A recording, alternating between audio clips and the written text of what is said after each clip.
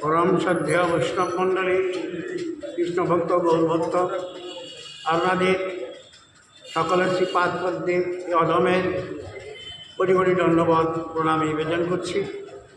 তৎসঙ্গে ভক্তিমতী শক্তিমতী মহিষী দেবীতুল্লা মাতৃভক্তগণ, আপনাদের শ্রীপাদ পদ্মে আমার কোটি কোটি ধন্যবাদ প্রণাম। আপনার সকলেই পরম ভক্ত।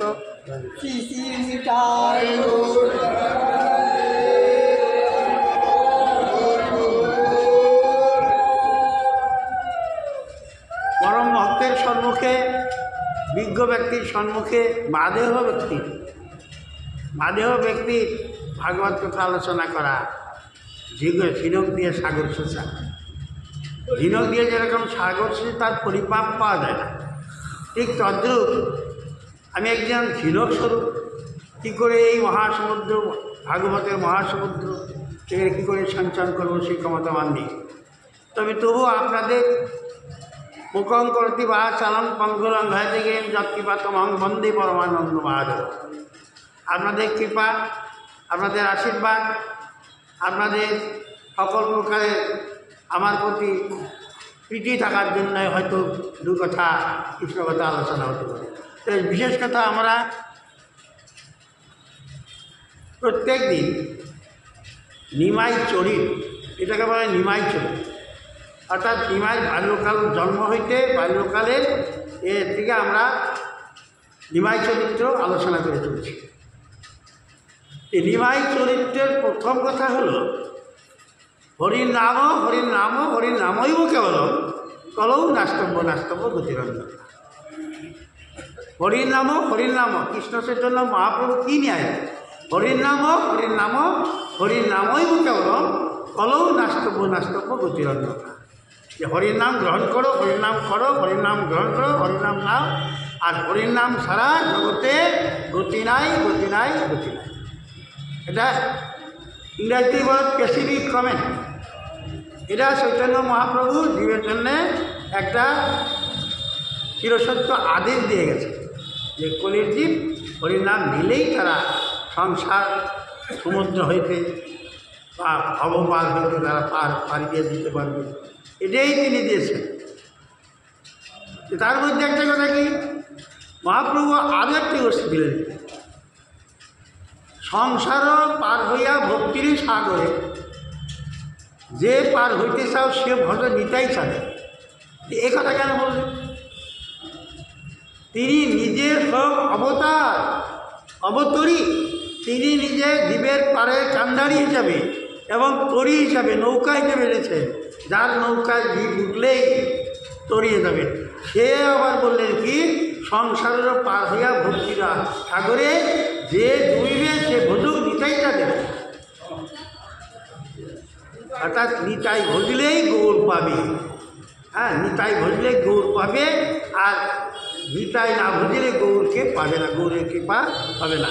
তিনি বলেছেন আমি আর নিতাই যদিও দুইটা পৃথক তরু, কিন্তু দুজনে আমাদের পরম সত্তায় আমরা আছি। অতএব জীব নিতাইকে ভজনা করে, নিতাই ভজিলেই গৌর পাবে। নিতাই পদ সুকমল কোটিচন্দ্র সুশীতল, যার ছায়ায় জগত জোড়ায়। নিতাই পদ সুকমল, কোটিচন্দ্রের মতো ঠান্ডা। হ্যাঁ, কোটিচন্দ্র যেরকম ঠান্ডা, চন্দ্র তো সদাই ঠান্ডা। কোটিচন্দ্র সুশীতল, যার ছায়ায় জগত জোড়ায়। হেন নিতাই বিনে ভাই, রাধাকৃষ্ণ পাইতে নাই, দৃঢ় করি ধর নিতাই পায়। কেউ যদি রাধাকৃষ্ণকে ভজনা করিতে চায় তাহলে দৃঢ় করে নিতাই তাদের পা ধরতে বলছে। আরও বলেছেন কি, হেন বাঞ্ছা নাহি যায়, বেথা জন্ম গেল তার, সেজন বড়ই দুরাচার। হেন বাঞ্ছা, নিতাইকে যিনি বলে না, নিতাই নাম যিনি বলে না, হেন বাঞ্ছা যার নাই, এহেন বাঞ্ছা যার নাই, হেন বাঞ্ছা নাহি যায়, বেথা জন্ম গেল তার, সেজন বড় দুরাচার। তার কথা আবার কী বলছে? দুরাচার, তার আচার বিধি ভালো নয়, তাই দুরাচার। নিতাই না বলিল মুখে, মজিল সংসার সুখে, বিদ্যা কুলে কি হইবে তার। নিতাই বলেন না মুখে, মুখে যে নিতাই না বলেন, গৌর বলার আগে নিতাইকেই ডাকতে হবে, নিতাই বলতে হবে। এই জন্য জয় নিতাই জয় গৌর, জয় নিতাই বললেন গৌর বললেন তা নয়, জয় নিতাই জয় গৌর। নিতাই জয় আগে, পরে গৌরের, তাই জয় নিতাই জয় গৌর। তাই নিতাই না বলিল মুখে, মঞ্জিল সংসার সুখে, বিদ্যা কুলে কি হইবে তার। অহংকারে বদ্ধ হইয়া নিতাইর পদ পাচড়িয়া, অসত্যরই সত্য করি মানি। অহংকার, অহংকার জন্মিষ্যদের ভিতরে অভিমান, অহংকারে বদ্ধ হইয়া নিতাইর পদ পাচড়িয়া, অসত্যরই সত্য করি মানি। যেটা জগতের সত্য নয় তাকেই সত্য বলে মানছেন, অসত্যটাকেই সত্য মানছেন, সত্যটাকে মানছেন না, অসত্যরে সত্য করে মানে। নিতাইরও করুণা হবে, ব্রজে রাধা কৃষ্ণ পাবে। নিতাই যদি করুণা যদি হয়, ব্রজে রাধা কৃষ্ণ পাবে, ধর নিতাই চরণ দুখানে। তাহলে এখানে কথাটা কি দিয়েছেন যে যদি কেউ ব্রজের বিধি যারা তাদের যদি পেতে চায়, রাধাকৃষ্ণ যদি পেতে চায়, তাহলে নিতাই চরণ ধরেন, নিতাই চরণ ভজলে আস্তে আস্তে তিনি গৌরকে পাবে। আর গৌরকে পেলে, গৌর পেলে মানে তো একই দুই তনু একত্রিত কলেবর, দুই তনু একত্রিত কলেবর গৌর। গতিকে নিতাই বসতে বসতে গৌরকে পেলেন। নিতাইয়ের পদ, নিতাইয়ের দুটি পদ, সকলেরই সুসম্পদ, শুনুবাই হইয়া কেমন। এক মনের দ্বারা নিতাই যে দুটি পদ যার হৃদয়ে নিতে পেরেছেন, হ্যাঁ, শুনোবাই হইয়া কেমন, এক মনে শ্রবণ করল। আবার বলছেন কি, নিতাই নয়, আমরা সাধারণত এই জগতে যে সকল জীব আজকাল বিভিন্ন জন বিভিন্ন জায়গায় মাথা নত করা হয়েছে। আমরা যারা আগের থেকেই যুগল মন্ত্রে দীক্ষিত, যুগলের ভাবধারায় যারা আমরা আছি, তাদের জন্যে নিতাই গৌর যে থাকবে, এদের তাদের যদি না থাকে তাহলে আমাদের রাধা গোবিন্দ সভা হবে না, রাধা গোবিন্দ সভার থেকে আমরা বঞ্চিত।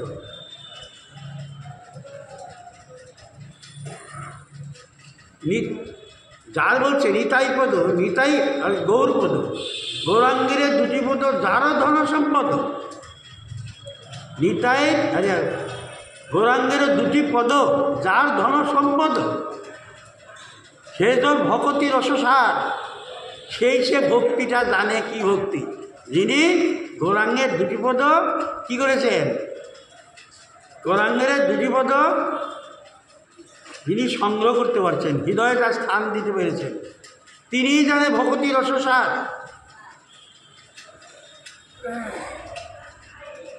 তিনি কেবলমাত্র ভক্তি কাকে বলে, গৌরাঙ্গকে যদি আমি দেহের ভিতরে স্থান দিতে না পারি, আমার ভক্তিপূর্ণ ভক্তির উদয় হবে। কারণ কৃষ্ণ চৈতন্য মহাপ্রভু নিমাই রূপে জগতে অবতীর্ণ হওয়ার সময় তিনি কী করেছিলেন, জগৎকে সূর্য গ্রহণ করেছিলেন, আর বিনিময়ে জগতের জীব, নবদ্বীপের যত জীব ছিলেন সকলেই হরির নাম করেছেন।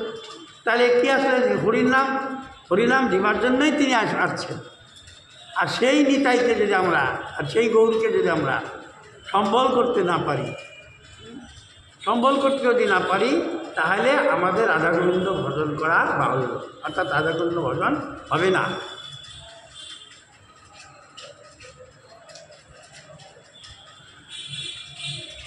গৌরাঙ্গ মহাপ্রভু ছোটোবেলায় জন্মার সঙ্গে সঙ্গেই তিনি কী হলেন, কাঁদছেন না, কান্না করছেন না। কান্না না করার ফলে, কান্না না করার ফলে সচীমাতার সঙ্গে তাদের যিনি পার্শ্ববর্গ ছিলেন কাছে, সকলেরই চিন্তা। নবজাতক শিশু জন্মগ্রহণ করলে, ক্রন্দন করলে তার দেহে কোনো ধরনের ভয় নেই, কোনো ধরনের ব্যাধি নাই, এটাই সূচায়। কিন্তু নিমাই কাঁদছেন না। নিমাই না কাঁদার জন্য তখন সকলেই ওখানে অদ্বৈত আচার্য আসছিলেন, ডাকছিলেন থেকে অদ্বৈতাচার্য বললেন যে তোমরা সকলেই কী করো, হরির নাম করো, শ্রীহরির নাম করো। শ্রীহরির নাম করিতে করিতে, এটাকে একটু বাদ দিয়ে রাখি, শ্রীহরির নাম করিতে করিতে যখনই শ্রীহরির নাম করছেন তখনই নিমাই কান্না করে উঠছে। আরও একটা সাংঘাতিক, নিমাই যখনই রোদন করতেন, কান্না করতেন, তখনই হরির নাম করলেই নিমাইয়ের কান্না বন্ধ। তাহলে এটা কি, যে জগতে তার মাধ্যম দ্বারা যাতে জগতের জীব হরিবল বলে, হরিবলটা যাতে বলে, তার জন্যেই তিনি ছোটোবেলা হইতেই, শিশুকাল হইতেই রোদন করছেন। শিশুকাল হইতে জগতের জীবকে জানিয়েছেন আমি এসেছি হরি বলো, হরি নামে আমি প্লাবিত করবো জগৎ। তার জন্য তাই মা শশীরানী বিভিন্ন প্রকারে, আমি এগুলো কথা কিছু কথা আগে হয়ে গেছে, তাহলে আজকের কাজ পরের থেকে বলব। এমনই করিতে করিতে করিতে নিমাই ঠিক 4 বছর পার হয়েছে, এমন বয়স, খুব উদ্ভণ্ডালী, এমন চঞ্চল যে তার চঞ্চলতায় জগন্নাথ মিশ্র এবং মাতা শশীরানী একটু মুহূর্তেও মানে শান্তি পাচ্ছেন না। কি করেছেন, এই 4 বছরের বাচ্চা চিন্তা করুন, সে গঙ্গার ঘাটে যায়, তার সহপাঠীদের সঙ্গে খেলে, সহপাঠীদের সঙ্গে স্নান দান করে, সহপাঠীদের সঙ্গে মারামারি করে, আবার কি গাছের ডাল নিয়ে মারামারি করে, এমন মারামারি করে। আর স্নানের ঘাটে গেলে ওই সময় যে সকল ব্রাহ্মণ ছিলেন, সকল ব্রাহ্মণদের কি করেন, যখন তারা ব্রাহ্মণরা আনিক স্নান করতে যখন নামে, তখন কী করেন, নিমাই ডুব দিয়ে যে তাদের পাও ধরে টানাটানি টেনে নিয়ে জলে নিয়ে নামায়, পাও ধরে নিয়ে জলে যাতে নামান যায় এইভাবে টানে, অত্যাচার করে। তারপর কী হয়, যখন স্নান দান করে পারে ওঠে, পারে ওঠার পর কেউ হয়তো পূজা করবে, কানাই ঘাটে পূজা করবে না, ফুল টুল নিয়ে গেছে, উনি ফুলগুলো নিয়ে যে নিজেই পূজা আরম্ভ করেছে। কারো বা উত্তরীয় রেখে দিচ্ছে, উত্তরীয় নাই, তো আরও বা বস্ত্রাদি, স্নান করে বস্ত্রাদি পরিধান করতে হবে না, এই বস্ত্রাদি রেখে দিচ্ছে, বস্ত্রগুলি নাই। আবার কি করেছেন, যে মহিলারা স্নান করছে, পুরুষরা স্নান করছে, মহিলাদের কাপড় পুরুষের কাছে, আর পুরুষদের কাপড়েরা মহিলাদের কাপড়ের সঙ্গে রেখে দিয়েছে। এইভাবে বিভিন্ন ধরনের চঞ্চলতা হওয়ার জন্যে নিমাই প্রতিবাদ করে কী করলেন, নবদ্বীপের মায়েরা আসলেন, এসে শশীমাতাকে বলেন, শশীমাতা তোমার নিমাই এত ভান্ডারি করে আর এত অন্যায় করে যে আমাদের আসতে কি হয়েছে জানো, এই কলসটা ফোঁটা করে দিয়েছে। আবার ওই যে আর এক সখী বলছেন যে আমি জল ভরে এনে, গঙ্গার জল ভরে এনে কলসটা উপরে রেখে দিয়েছি, আমি আসবো জল নিয়ে, আর ইতিমধ্যে দেখি যে জলটা ঝেড়ে কলসটা উপরকে রেখে দিয়েছে, কলসটাকে উপরকে রেখেছে, এত উঠবে। আর একজনে বলছে খালি এটুকুই নাকি, বুঝলেন, আমার বস্ত্র ধরে টানাটানি করছে, ছোট্ট বাচ্চা বস্ত্র ধরে টানাটানি করছে, তা টানাটানি করে বস্ত্র খুলে ফেলতে চায়, এরকম অবস্থা, এত উদ্ভণ্ডালি করে। বিভিন্ন জনের বিভিন্ন তিক্ত কথা এসে মা শশীরানীর কাছে বলে, শশীরানী তিক্ত হয়ে গেছেন পুত্রের কথায়, তিক্ত বলছে আজকে দেখি নিমাই আসুক। আর এই দিকে যারা পুরুষ ছিলেন তারা সকলে এসে জগন্নাথ মিশ্রের কাছে আপত্তি দর্শাচ্ছেন, বিচার দিচ্ছেন, তোমার ছেলেকে একটু শাসন করো গো, আমরা নদীর ঘাটে, গঙ্গার ঘাটে স্নান করতে পারি না, অবগাহন করতে পারি না, ধুলাবালি দেয়, স্নান করে আসলার পরে আবার ধুলা ছিটিয়ে দেয়, ধুলা ছিটিয়ে আবার পুনরায় স্নান করতে হয়, কখনো সাঁতার দিয়ে নদীতে ডুব দিয়ে আমাদের ঠ্যাং ধরে টেনে নিয়ে যায়, আবার কি করে জানো, বস্ত্রগুলি এক জায়গায় রেখে দেয়, আমরা আন্নি করার জন্য মালার ঠেলেছি, মালার ঠেলেকে বালু দিয়ে ঢেকে রেখে দেয়, এই বিভিন্ন ধরনের অত্যাচার, এত অত্যাচারে তোমার ছেলেটাকে শাসন করে। জগন্নাথ মিশ্র বলেন, এত বড় কথা, সমস্ত ব্রাহ্মণদের, আমার ছেলে ব্রাহ্মণের পুত্র হইয়া ব্রাহ্মণদের উপরে এমন অত্যাচার করে, আজকে রাখ, আজকে ওকে দেখি কোথায় আছে, বাড়িতে আসেই নেই, নয় গঙ্গার ঘাটে আছেন, এখনও ডুব পাচ্ছেন, ডুবার হিসাব নাই, সারাদিন ডুব পাচ্ছে, যে যষ্টি হাতে নিয়ে গেছেন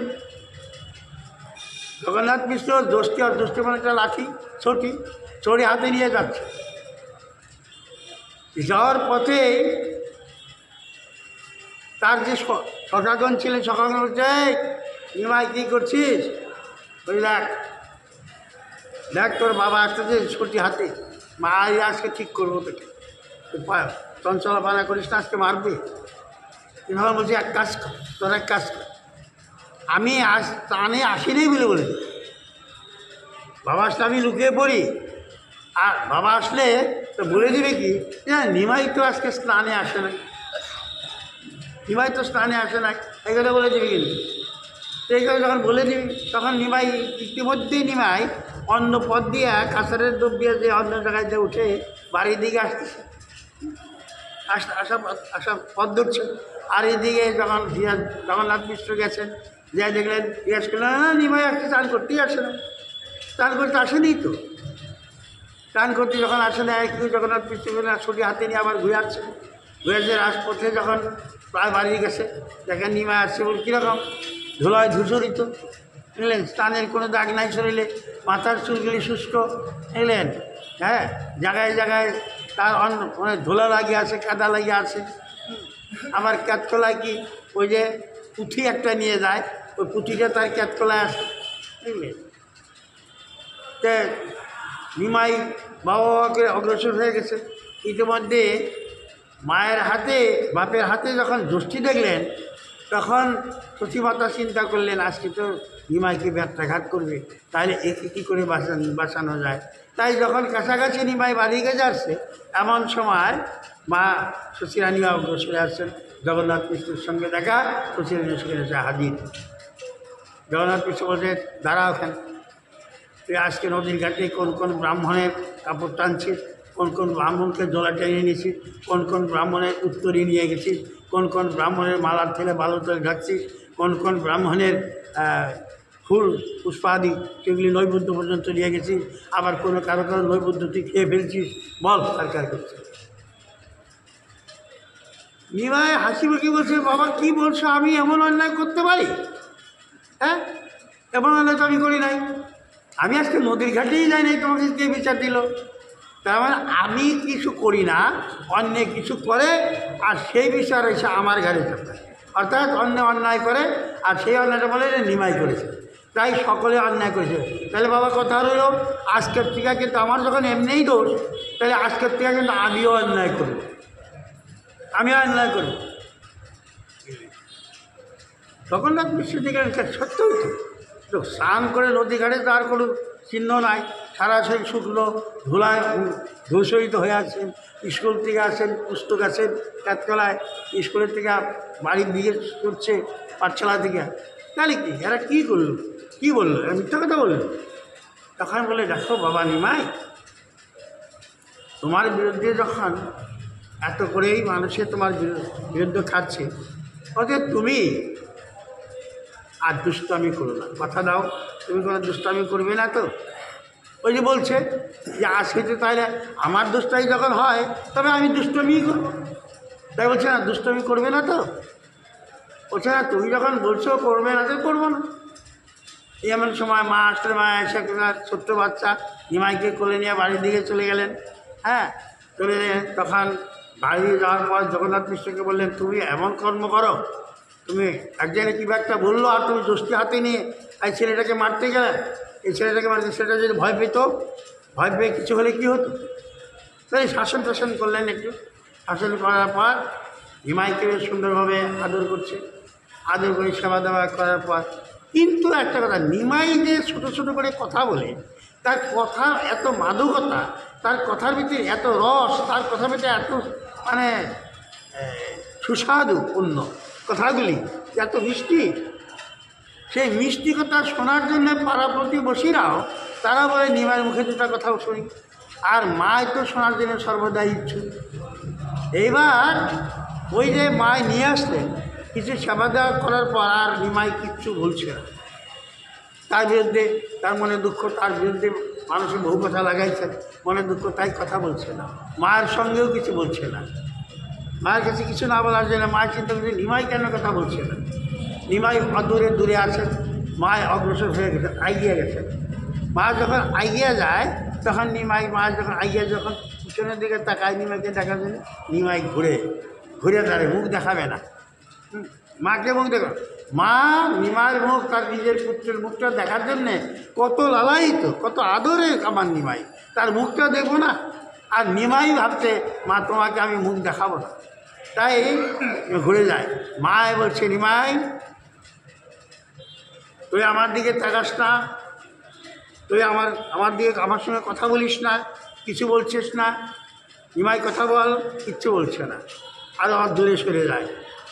তার মানে তুই কথা বলছিস না, এখনই তুই কথা বলছিস না, তাহলে আমি বুঝতে পারলাম তুই বড় হলেও আমার ভাত কাপড় দিবি না।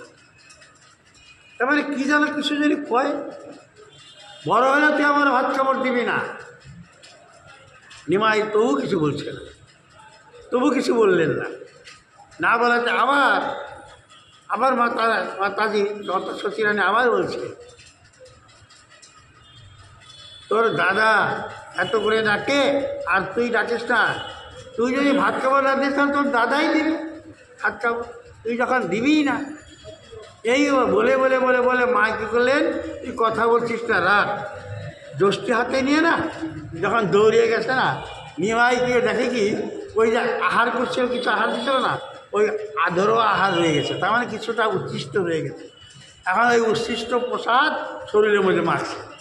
এদিকে সতীমাতা তো একদম নিষ্ঠাযুক্ত ব্রাহ্মণী, উচ্ছিষ্ট প্রসাদ গায়ে মাখছে, আর স্পর্শ করবে নাকি? স্পর্শ তো করবে না।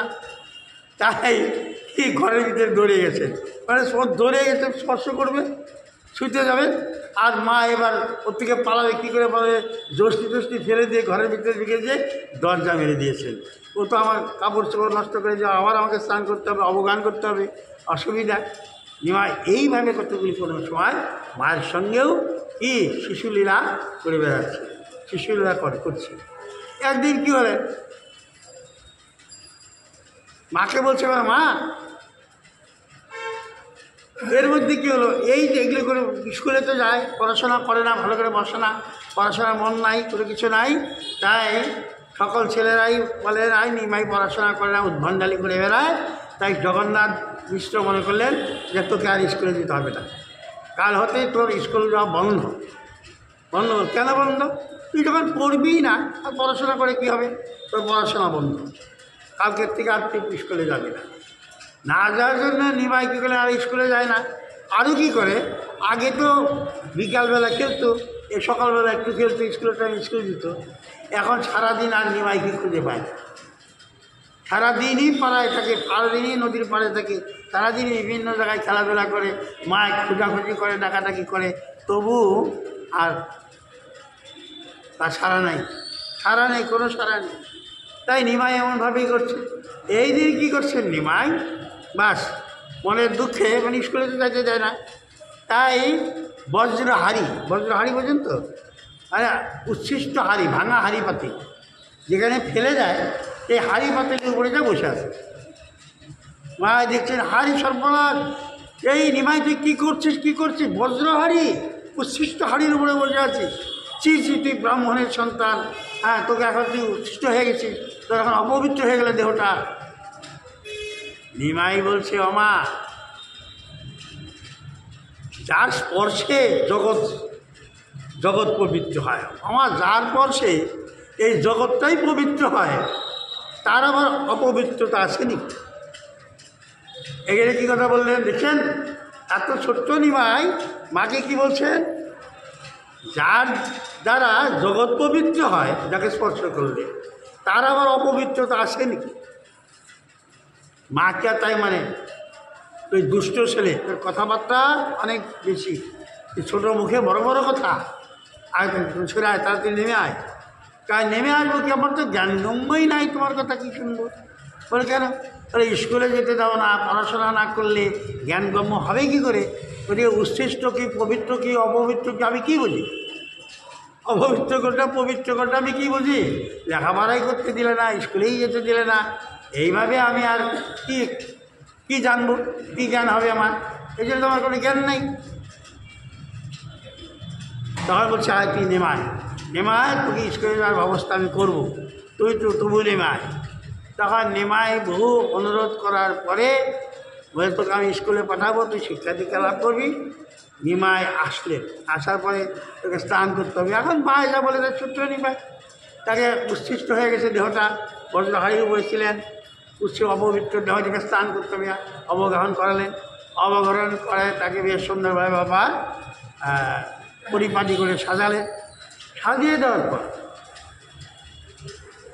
এইবার কী করছে নিমাই, দেখি এক জায়গায় একটা সর্প সুন্দর করে এরকম বিড়া প্যাকে শুয়ে আছে। বিড়া যেরকম বানায় ওরকমভাবে প্যাঁচিয়ে শুয়ে আছে সর্পটা, অজগর সর্পটা। নিমাই যে সেই সর্পের উপরে বসে আছে, সর্পের উপরে বসে আছে জোড়াসন করে। নিমাই সর্পের উপরে জোড়াসন করে বসে আছে। এই জোড়াসন করে যখন বসা দেখলেন, তুলসী পাতা দিকে সর্বনাশ ছিল, সাপের উপরে বসে আছে, সর্পের উপরে কামড়াবি তো, কামড়ালে আর তোকে বাঁচাতে পারবো না। হায় হায় কী হলো কী হলো। কেউ মানে এক একজন এক এক ধরনের, কেউ বলছে ইয়ানো এই সর্বক্ষেত্রে ধোঁয়া দাও, হ্যাঁ, কেউ বলছে ধোঁয়া দাও, কেউ বলছে একটু অন্য গন্ধর বস্তু দাও যাতে গন্ধে চলে যায়। বিভিন্ন ধরনের কথা একজন বলছে, একজন ছাপুরা দেখো। নিমাইকে বলছে নিমাই তুই সর্বক্ষেত্র থেকে নেমে আয়। নিমাই বলছে ও মা, এত ভয় করছো কেন, এত ভয় করছো কেন? ও তো কিছু, ও আমি যে বসে আছি ওর কোনো খবরই নাই, ও জানেই না আমি জোরে বলে বসে আছি। দেখো না, ও আরাম পেয়েছে, আমি বলছি না, ও খুব আরাম অনুভব করছে। এখানে চুপচাপ মাথাটা হেলিয়ে দিয়ে আছেন, মানে সবের মাথাটা নিচ দিকে দিয়ে সবটা আছে, দেখানে কীরকম সুন্দরভাবে আছে। ও খুব আরামে আসে। তোমরা তো হাল্লা কেন করছো, কিচ্ছু দরকার নাই, ঠিক আছে। তোমরা যখন বলছো ভয় করছো যখন, তাহলে তুই যা, তুই চলে যা, আমি চলে গেলাম, তুই চলে যা। এই কথা যখন বললো না, সব গুজগুজ করে চলে গেলেন। এগুলি হলেন তার ছোটোবেলার লীলা। মানে ছোটোবেলার পর্ব চলছে তো, এটা বিরক্ত হলে হবে না, ছোটোবেলারই এগুলি লীলা, এই লীলাগুলিই বলছি। এইভাবে চলে গেলেন। এইভাবে নিমাই ওই ইয়ের ঘরে থাকেন, ভালোভাবে খেলাধুলা করছেন, কী করছেন। একদিন কী হলো, হঠাৎ করে একজন এসেছেন, একজন ব্রাহ্মণ, তার কাছ থেকে একটা সুপারি খেলেন। সুপারি বুঝুন তো, তাম্বুল খেলেন। তাম্বুল যখন খেলেন, খাওয়ার সঙ্গে সঙ্গে কী হলে তার মানে অচেতন্য হয়ে গেলেন তাম্বুল খেয়ে। তাম্বুলকে অচেতন্য হওয়ার পর মায় দৌড়ে আসতেন, এসে মাথাটা তার জল দিলেন, বুকে পিঠে জল দিলেন, হ্যান করলেন, কিন্তু অজ্ঞানতার ভিতরটা তার নয়ন বাড়ি পরিশোধ হচ্ছেন। নয়ন দ্বারা যে এমনভাবে জল নির্গত হচ্ছেন যে সেই জায়গার মাটি পর্যন্ত ভিজে গেছে, মাটি ভিজে গেছে। কিংবা এমনভাবে করছে, এমন সময় বিশ্বরূপ দৌড়ে আসে। মা কী হলো বলে, ভাই একটু তাম্বুল খেয়ে এরকম নেশা হলে, নেশা লাগছে তাম্বুলে, তার অচেতন হয়ে পড়ে গেছে।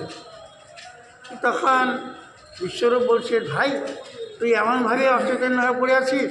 মাথাটা তার জল দিয়ে নিজে তুলে মাথাটা নিজের উড়োর উপরে রাখলেন, আর ডাকাডাকি করতে লাগলেন।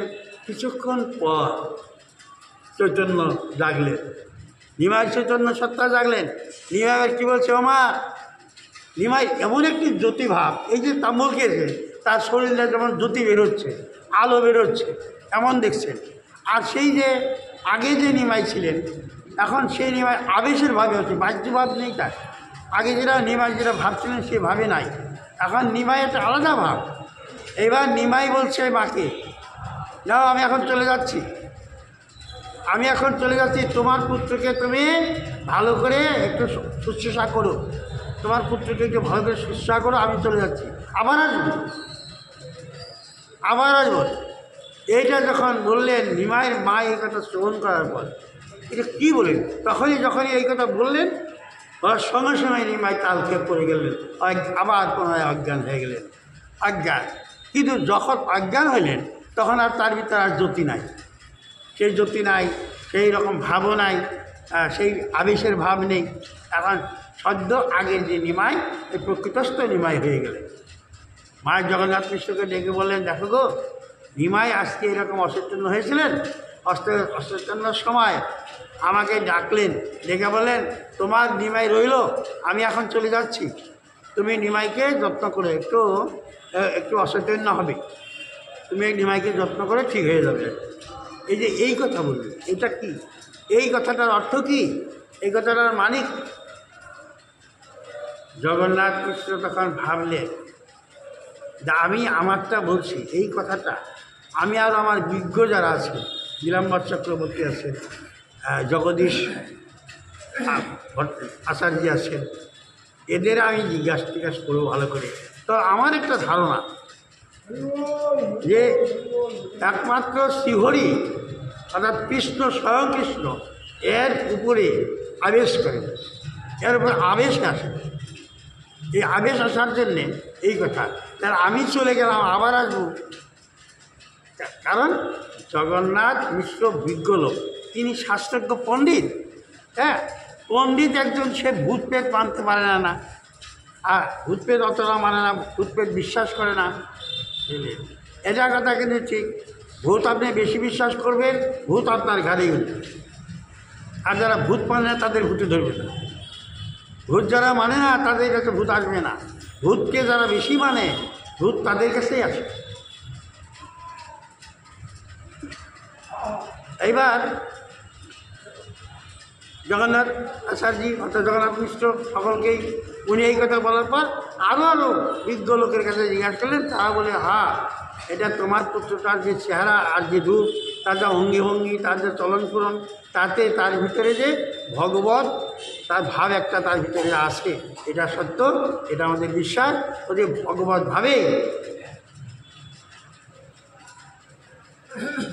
ভাবেই সে এরকম অবস্থা প্রাপ্ত হয়। তুমি তাকে খুব সযত্নে রেখো, খুব সযত্নভাবে রেখো, সযত্নভাবে রাখলে তাকে তুমি ঠিকমতো রাখতে পারবে। অযত্ন করো না, অন্যায় যাতে না হয়, আমার কি কোনো ধরনের যাতে নিষ্ঠাহীন যাতেভাবে তাকে রাখা না হয়, নিষ্ঠার ভিতর দেওয়া, নিয়ম নীতিভাবে দেওয়া, বিধিবদ্ধভাবে তাকে লালন পালন করুন। এখানে পরামর্শ দিলেন জগন্নাথ মিশ্র, আশ্বস্ত হয়ে সেইভাবেই তিনি লালন পালন করতে লাগলেন। আজকের মতো এখানেই ছোটোকাল কথা, ছোটোকালে বাল্যলীলা এইটুকুই রাখলাম। আরও আছে, এখন একটু ভাগবতে দেখে সময় 8টার পার হয়ে গেছে, ওইদিকে আপনাদের তো আবার 8:15 বাজলে তারপরে আপনাদের যাওয়ার অনেকেই চলে যাচ্ছে। অল্প একটু করবো, তারপরে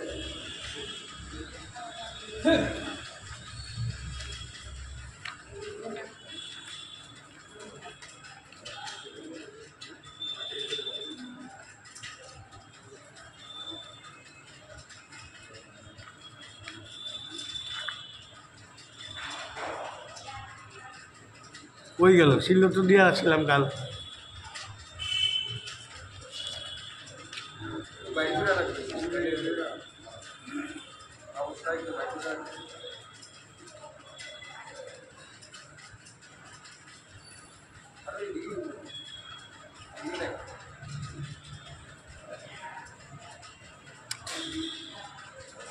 খোঁজা তো মুশকিল।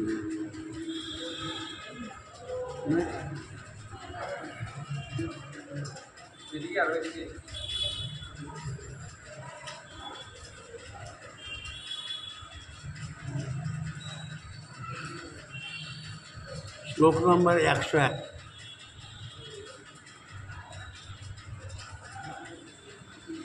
এই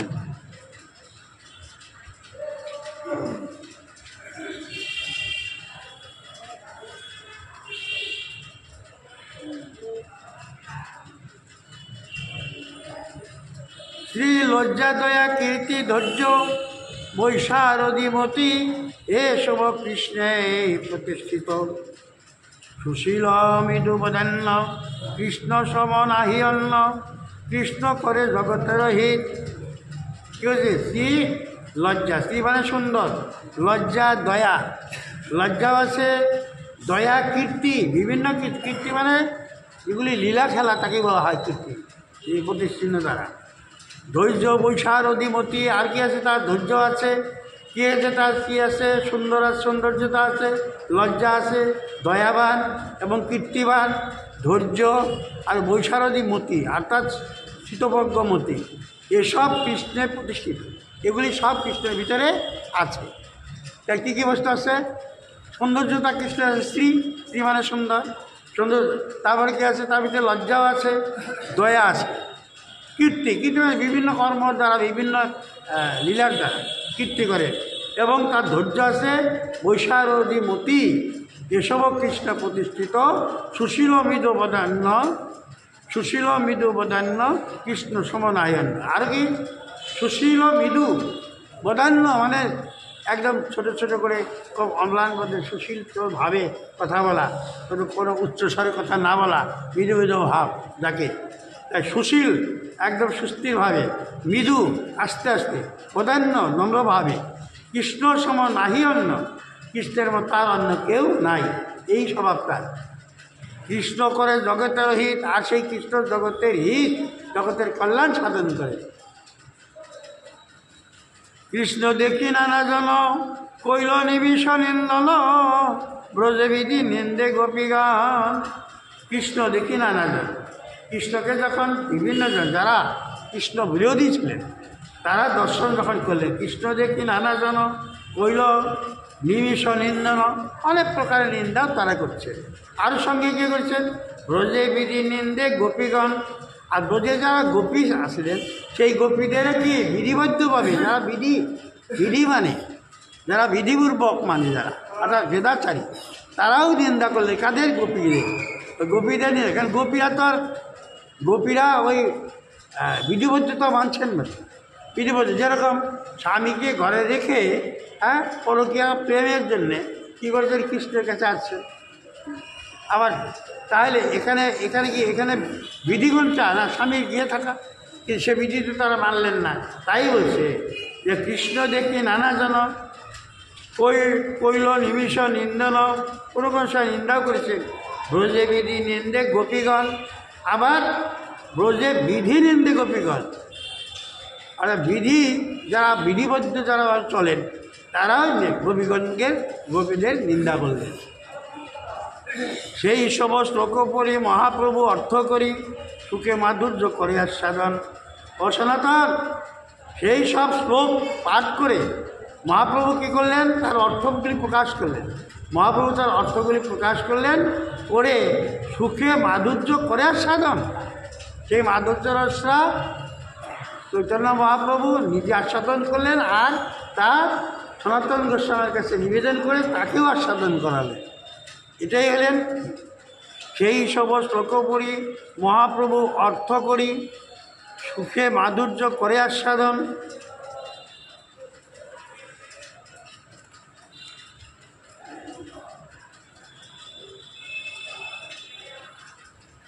কাম গায়ত্রী মন্ত্ররূপ হয় কৃষ্ণ স্বরূপ, সার্ধ 24 অক্ষর তার সমাস। এবার দেখেন গায়ত্রী মন্ত্র, কাম গায়ত্রী। তাহলে কাম গায়ত্রী কেন বলা হলো? গায়ত্রী বলতো, গায়ত্রী না বলে কী বলে? কাম গায়ত্রী বলতো। কেন? যে সাধনার মাধ্যম দ্বারা জগতের কামকে জয় করতে পারে, যে সাধনার মাধ্যম দ্বারা, তাকেই বলে কাম গায়ত্রী। গায়ত্রী শব্দে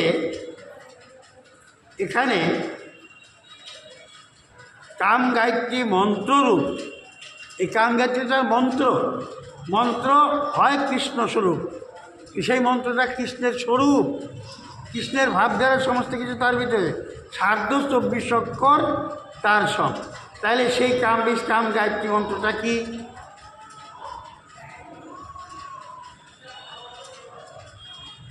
এখানে দেখি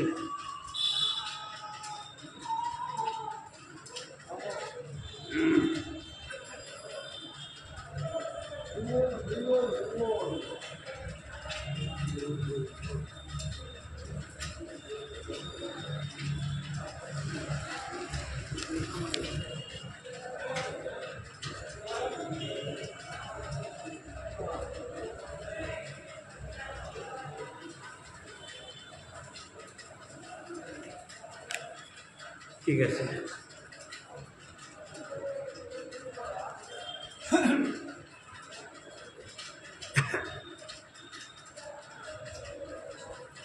যে কাম গায়ত্রী হলেন কি কৃষ্ণের যে স্বরূপ, যে কৃষ্ণটা অপ্রাকৃত, প্রাকৃত নয় কিন্তু অপ্রাকৃত, সত্যি একটা অপ্রাকৃত কামদেব স্বয়ং শ্রীকৃষ্ণ নিজেই। তার সেই কামদেবে কাম গায়ত্রী ছিলেন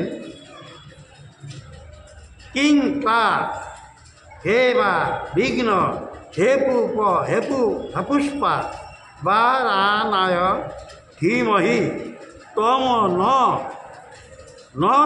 প্রসোদয়াৎ। এই হলেন কাম বিষ অর্থাৎ মন্ত্র। এই মন্ত্রটার ভিতরে 24.5টা অক্ষর আছে, 24.5টা অক্ষর। আমরা এই 24.5টা অক্ষরে 24.5 চন্দ্র, 24.5 চন্দ্র, এক একটা অক্ষরে এক একটা চন্দ্র, এক একটা আখরে এক একটা চন্দ্র। তাই জীব দেহে 24 চন্দ্র আরও অর্ধচন্দ্র ইয়কার দাঁত থাকাতে সেটা আধা চন্দ্র। এর জন্যে 24.5 চন্দ্র জীবের 24.5 চন্দ্র। এই 24.5 চন্দ্র জীবের ভিতরে 24 চন্দ্র, আর এই 24 চন্দ্র তো থাকেই। আর আধা চন্দ্র হইলেন মহাদেবের মাথায়, আধা চন্দ্র হইলেন মহাদেবের মস্তক, তিনি সেখানে রাখেন। এই হলেন 24.5টা। যে কাম গায়ত্রীর সমরূপ হয় কৃষ্ণ সমরূপ, সার্ধ 24 অক্ষর তার হয়, তার 24টা অক্ষর হয়। তা সে অক্ষর চন্দ্র হয়, সেই অক্ষরটির প্রত্যেকটা একটা চন্দ্র, সেই অক্ষর চন্দ্র হয়। কৃষ্ণ করি উদয়, কৃষ্ণে উদয় করেন, কৃষ্ণের সেটা উদয় হয়। আর ত্রিজগৎ কৈল কামময়, আর সেটা কৃষ্ণের মস্তকে উদয় হয়ে এই ত্রিজগৎ সংসার কামময় করলেন। কারণ যেই কামটাকে যদি না থাকতেন তাইলে জগতে ভালোবাসা প্রেম থাকতো নাকি? জগৎ থাকতো নাকি? কেউ কারোর প্রতি আকৃষ্ট হতো নাকি? হতো না। জীবকুল, বলিকুল, পশুকুল সব কুলের ভিতরে এই বস্তুটা দিয়ে দিয়েছে। কিন্তু জীবের ভিতরে 24 চন্দ্র আছে, এই 24 চন্দ্র যারা রক্ষা করতে পারে, 24 চন্দ্র যারা রক্ষা করতে পারে তারা দীর্ঘমেয়াদী হয়। এই জন্য কামবিষ কাম গায়ত্রী সাধন, কামবিষ কাম গায়ত্রী সাধন এটা কৃষ্ণ বলেছিলেন। কামবিষ কাম গায়ত্রীটা অর্জুনকে দিবে, তার প্রণালীটা দিতে পারছিলেন। প্রণালী কী প্রণালীতে কামবিষ কাম গায়ত্রী সাধন করবে, এটা ছিলেন শ্রীমতী রাধিকার। এই জন্য রাধিকার থেকে আসলেন চৈতন্য মহাপ্রভু 2 জন একত্রিত করে আসলেন। আর চৈতন্য মহাপ্রভু সেটাই জীবের কাছে বুঝেছেন। কামবিষ কাম গায়ত্রীর তত্ত্বটা চৈতন্য মহাপ্রভুর কাছে ছিলেন। তিনি গুরু হয়ে সকল ভক্তদের কাছে, অর্থাৎ তাদের যারা গুরু পরম্পরাভাবে দিয়ে দিয়েছেন। যারা পরমগুরু কাম গায়ত্রী যাদের সাধন আছে তারাই কাম গায়ত্রী সাধনের প্রণালী দিতে পারে, যদু মধু গোসাইয়ে তা দিতে পারবে না। দিতে পারবে না। ছিলেন কার কাছে? কেশব ভারতীর কাছে। ছিলেন কার কাছে? ঈশ্বরপুরীর কাছে। ঈশ্বরপুরী কার কাছে? মাধবপুরীর কাছ থেকে পেয়েছে। আপনার আরেকজন মানুষের নাম শুনছেন নাকি? নবদ্বীপে ছিলেন কমলাক্ষ। কমলাক্ষ কার নাম? মনে রাখুন, কমলাক্ষ। তিনিও বৈষ্ণব ছিলেন। কমলাক্ষর নাম ছিলেন এই অদ্বৈত আচার্য। এই অদ্বৈত আচার্যের আগের নাম হলো কমলাক্ষ। অদ্বৈত আচার্যের আগের নাম কমলাক্ষ। যা হোক, এখানে সকল চন্দ্র হয়, কৃষ্ণ করি উদয়, ত্রিজগৎ কৈল কামময়, জগৎটাকে তিনি কামময় করে দিয়েছেন। এখন হলেন তারপরে দিলেন সখী হে কৃষ্ণমুখ দৃঢ় রাজ কৃষ্ণ বপু সিংহাসনে বসি রাজ্য শাসনে করে সঙ্গে চন্দ্রের সমাজ। তাই কি বলছেন? সখী হে কৃষ্ণমুখ দ্বিজ রাজরাজ, কৃষ্ণ যে মুখ, সখীরা বলছে, এক সখী আর এক সখীর কাছে বলছে সখী এই যে কৃষ্ণের মুখটা এটা দ্বিজ ব্রাহ্মণের মুখ। আর কি রাজার রাজা, সেই মুখটা রাজার মতো মুখ। কৃষ্ণ ভূপু সিংহাসনে, কৃষ্ণ যখন সিংহাসনে বসে থাকে, বসি রাজ্য শাসনে, মনে হয় যেন তিনি রাজ্য শাসন করছেন। তিনি যেন কৃষ্ণ জগতের রাজা, তিনি জগৎটা বিশ্বব্রহ্মাণ্ড যেন তিনি শাসন করছেন। করে সঙ্গে চন্দ্রেরও সমাজ। আর এই যে জগতে যত আসে, যত জীব আসে তত চন্দ্র আছে, যত জীব তত চন্দ্র। আর এই জগতের এই চন্দ্র সমাধান জীবকে কৃষ্ণ কী করেছেন, সঙ্গে করে, অর্থাৎ কৃষ্ণ সঙ্গে, যে কৃষ্ণ ভজনা করে তার সঙ্গে কৃষ্ণ আছে, আর যিনি ভজনা করে না তার সঙ্গে থাকতে পারে না, তার সঙ্গে আছে লুপ্ত। এমন একটা কথা, এক জায়গায় প্রজ্বলিত আগুন জ্বলছে, আর এক জায়গায় না ছায়ে ঢাকা পড়ে আগুন আছে, তাই কোনটায় তাপটা বেশি দেবে? হ্যাঁ, যেটা প্রজ্বলিত আগুন সেটার তাপ বেশি দেবে, আর যেটা ছায়ে ঢাকা পড়ছে তার তাপ কম, সে তাপ দিতে পারবে না। ঠিক তদ্রূপ যে যেভাবে কৃষ্ণকে ভজনা করে, যেভাবে ভাবনা করে, সে তার কাছে সেইভাবেই কৃষ্ণ থাকেন। আর যে বলে আমার কাছে কৃষ্ণ বহু দূরে, তার কাছে অনেক দূরে, 14 মাইল 20 মাইল দূরে। আর যদি না কৃষ্ণ আমি পাবো, কৃষ্ণকে আমি ভজন সাধন করি, কৃষ্ণ আমার কৃষ্ণ আমার কাছে থাকবে, তার কাছে কৃষ্ণ হয় না। ও যখন ছাড়ছে না, তাহলে ও আমার তো পাগল ভক্ত। হ্যাঁ হ্যাঁ, তাহলে আমি ওর কাছে একটু দেখা দিতে হবে, ওর একটু কৃপা করতে হবে। এটাই হলেন ভক্তের মনোবাঞ্ছা মতে ভগবান সেইভাবে সন্তুষ্ট কর্ম করে দেন। জয়নিতাই জয়গুর। আজকের ভাগবতের এখানেই বিশ্রাম দিচ্ছি। আগামীকাল আবার একটু আলোচনা হবে। আপনাদের কষ্ট যদি না হয়, আগামীকাল হয়তো আবার 8টা পর্যন্ত আলোচনা হবে। আজকের ভাগবতের ভূত যে ক্ষমা প্রার্থনা করে এখানে ভাগবতের বিশ্রাম।